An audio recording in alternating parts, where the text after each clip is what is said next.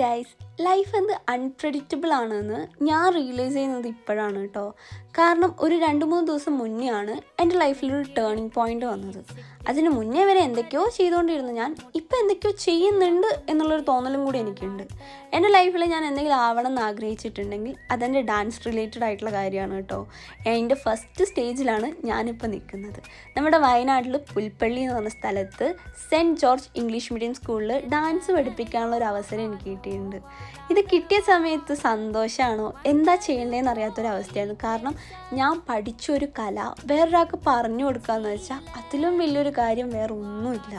പിന്നെ അത് മാത്രമല്ല, കുറേ മക്കൾ നമ്മുടെ മുന്നിൽ നമ്മുടെ സ്റ്റുഡൻസായി കിട്ടുക എന്നൊക്കെ വെച്ചാൽ സത്യം പറഞ്ഞത് വലിയൊരു കാര്യമാണ്.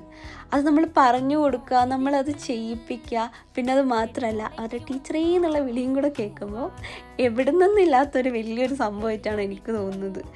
അപ്പോൾ ഇത്രയും കാലം എന്തൊക്കെയോ ചിന്തിച്ചുകൊണ്ടിരുന്ന ഞാൻ പെട്ടെന്നാണ് എൻ്റെ ലൈഫ് അങ്ങോട്ട് മാറിയത്.